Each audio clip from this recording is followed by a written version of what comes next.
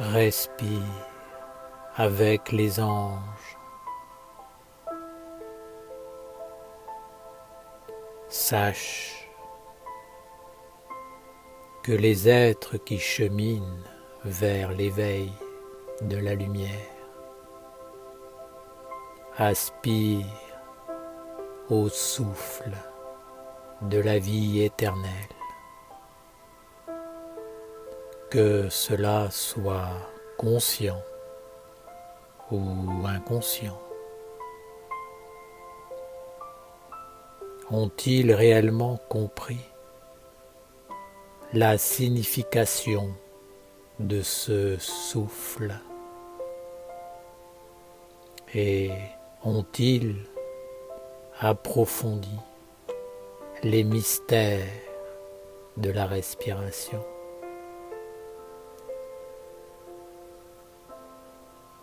À l'heure actuelle, les humains sont tous figés sous l'emprise hypnotique du corps physique, de tout ce qui est mortel.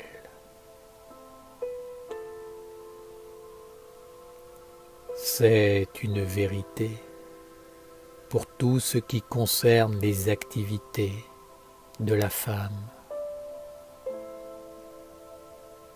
telle la pensée,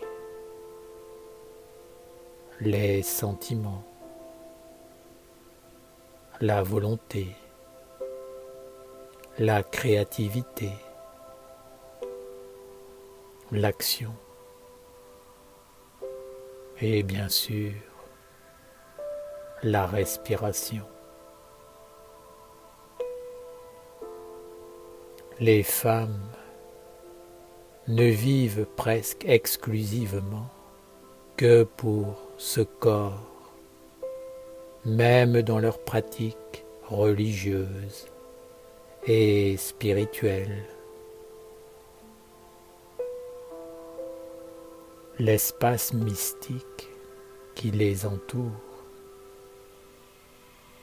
et dans lequel elles respirent n'est empli que par des préoccupations et besoins de ce corps, de cette vie du corps et dans le corps. C'est malheureux, mais c'est ainsi. Les humains ne vont chercher le souffle de la vie que dans une atmosphère limitée, emplie par la mortalité. Ils pensent, créent, agissent et font vivre leurs sentiments ainsi que les enfants nés de leurs paroles et de leur intelligence uniquement dans cette sphère.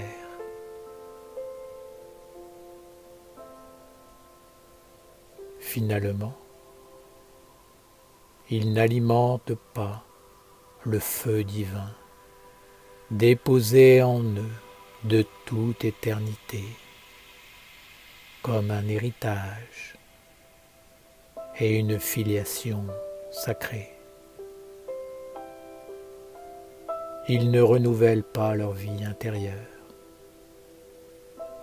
car ils sont sans cesse plongés dans une atmosphère dans laquelle l'air pur, empli du Dieu vivant, ne circule pas, et ils sont imprégnés par cette atmosphère.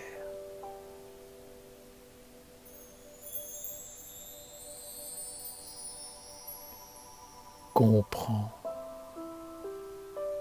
que l'air lui-même doit respirer pour vivre et porter la vie.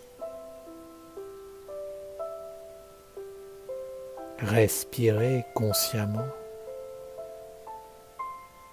c'est prendre conscience d'une substance magique qui t'entoure et porte la vie.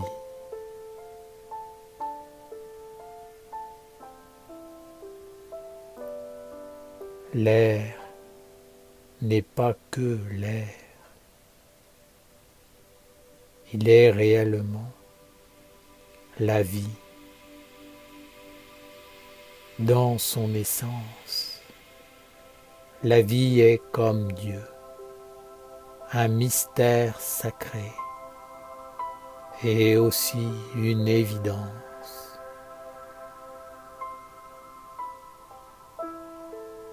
Même si elle est invisible, inconnue, la vie est. Elle devient visible et compréhensible à travers les divers mondes qu'elle enfante et anime.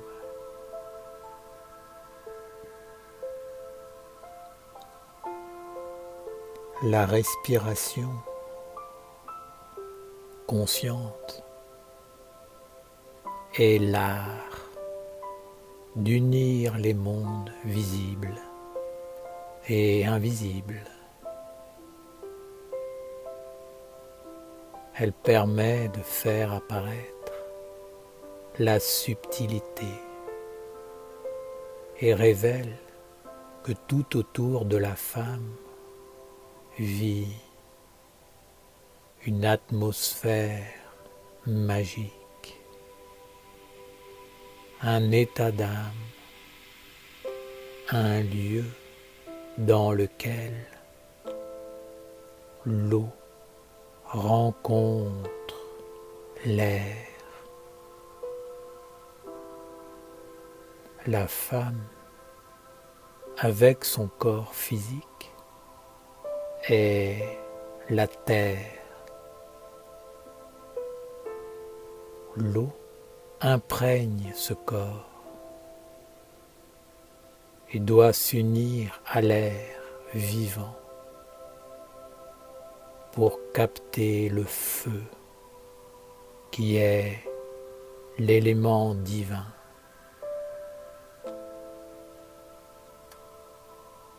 L'atmosphère qui entoure la femme est un monde dans lequel l'eau et l'air doivent s'unir au feu pour apporter la nourriture à la flamme de l'immortalité cachée dans le corps mortel de la femme et de tous les êtres.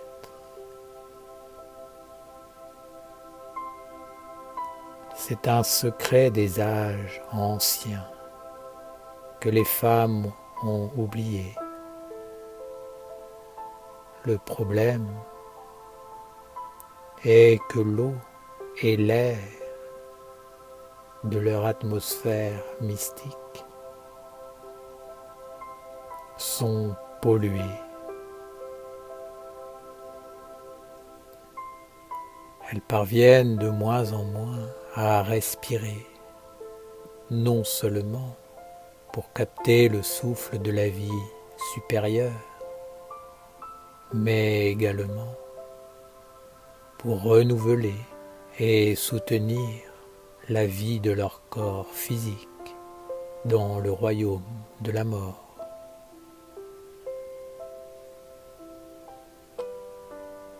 Sache que le souffle est un langage. À l'origine, il est la parole du Créateur, destinée à enseigner tous les mondes, dans tous les univers. Il est le porteur du Verbe divin. Dieu est vie et transmet la vie par son intelligence. La parole est l'intelligence divine en action.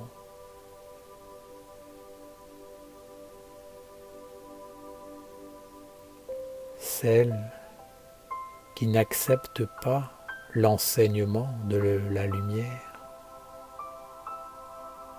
se détermine à respirer dans le monde de la mort, de ce qui est durci et confiné.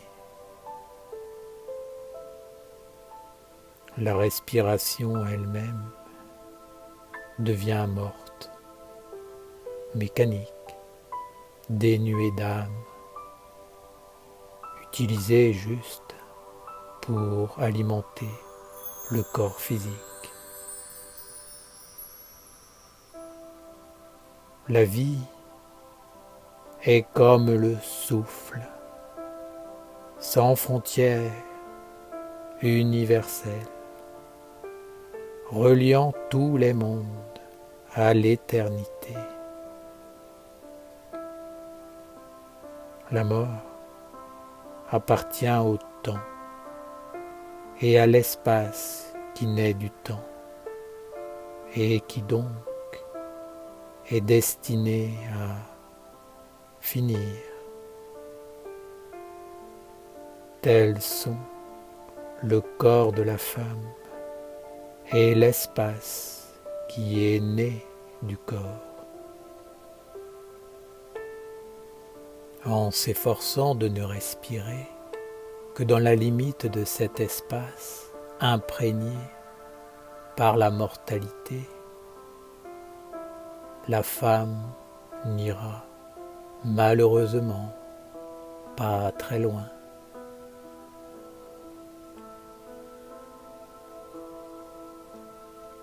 Le souffle est le messager d'un langage qui parle à des mondes. Tu ne dois pas respirer de la même façon lorsque tu te trouves dans le monde des femmes, dans celui des anges ou dans celui des archanges. Tu dois apprendre à te servir de l'éther magique du souffle et de la respiration comme d'un moyen de vivifier et d'accompagner la pensée, l'imagination créatrice, la volonté, jusque dans la réalité des mondes dans lesquels tu te trouves et agis.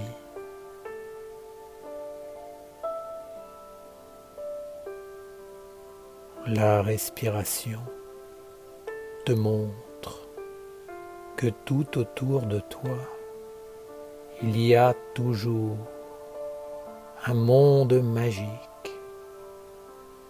parfois sombre, parfois lumineux. Dans ces mondes, des êtres vivent et pour eux,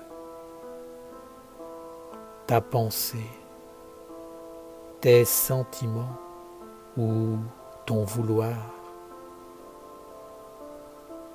sont aussi réels et vivants qu'un arbre, un oiseau ou une voiture. Ils te comprennent et s'associent avec toi en fonction de ce que fait vivre ton souffle.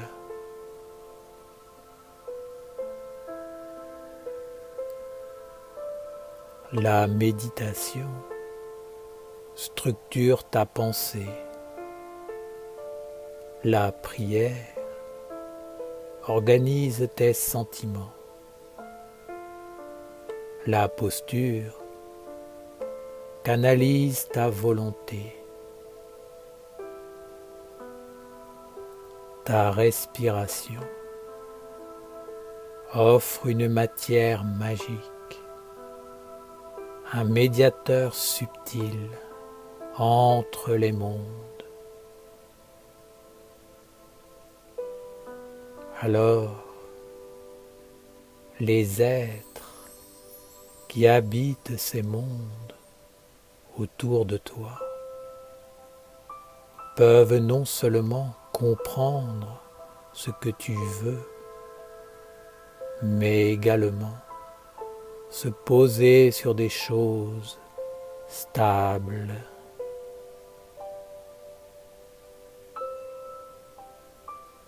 Si tu ne connais pas ces lois,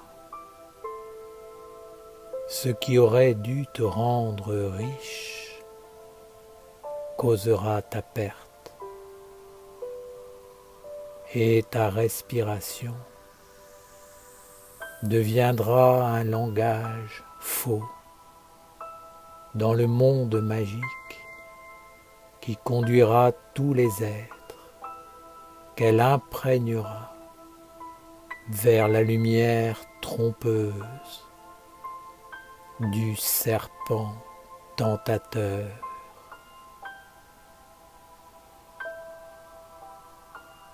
Ce serpent est celui qui, bien souvent, vit dans l'atmosphère mystique du monde des femmes.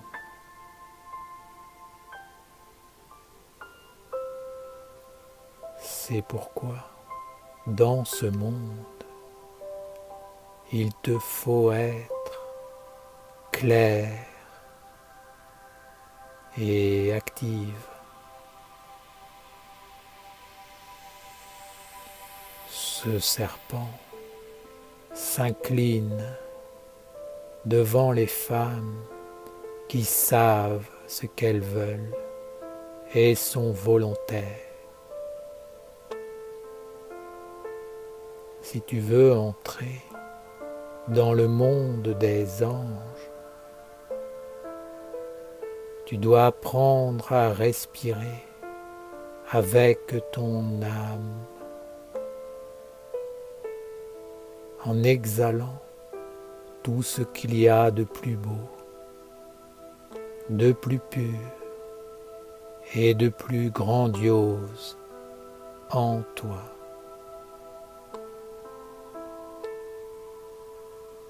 Les anges aiment que les femmes respirent les vertus.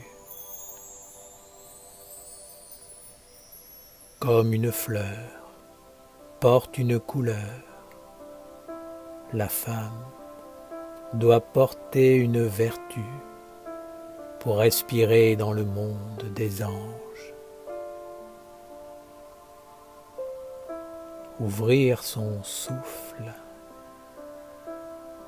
et son être intérieur à la lumière permet à la respiration de se dilater, d'entrer dans la grandeur et de développer une sensibilité d'âme dans l'amour le plus pur.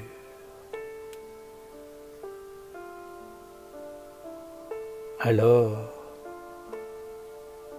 il est possible de parler avec les êtres divins qui habitent ces mondes et même de parvenir à réaliser ses souhaits au moyen de la prière, de la méditation et de la magie. Tu peux surtout capter une nouvelle ambiance, un nouveau souffle qui purifieront et ennobliront ta sphère respiratoire, éclairciront ta conscience et permettront à tes pas de fouler un autre chemin de destinée.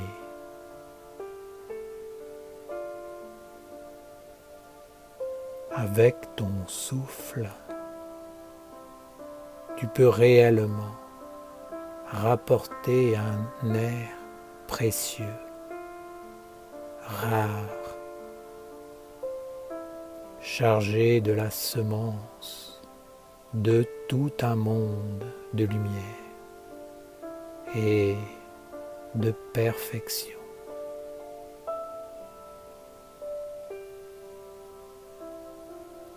Si tu veux respirer dans le royaume des archanges, il faut que vive en toi la sagesse éternelle qui s'est transmise de siècle en siècle dans la tradition des enfants de la lumière.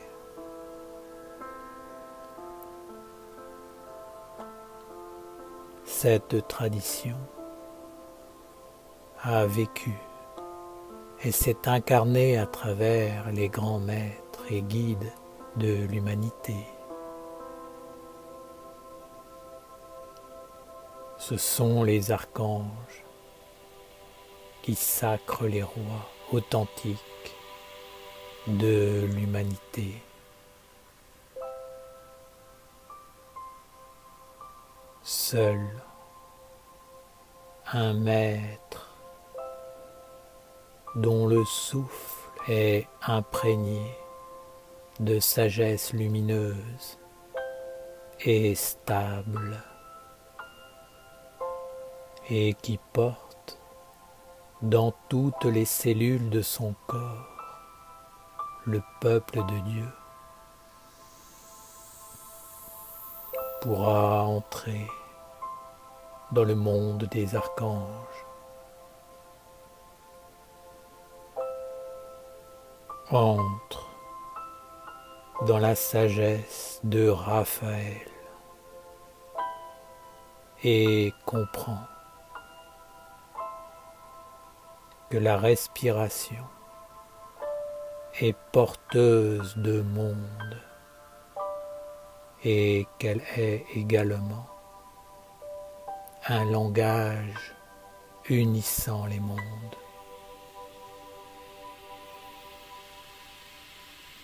La respiration véritable doit être l'attitude qui accompagne la prière, la méditation, l'acte magique. Lorsque tu te présentes devant une femme, si tu te tiens debout, assis, à genoux ou allongé, cela ne veut pas dire la même chose. Alors, toi, qui cherches la lumière éternelle et le souffle de la vie, trouve en ton âme l'attitude juste et présente-toi devant le monde avec lequel tu veux t'associer et travailler.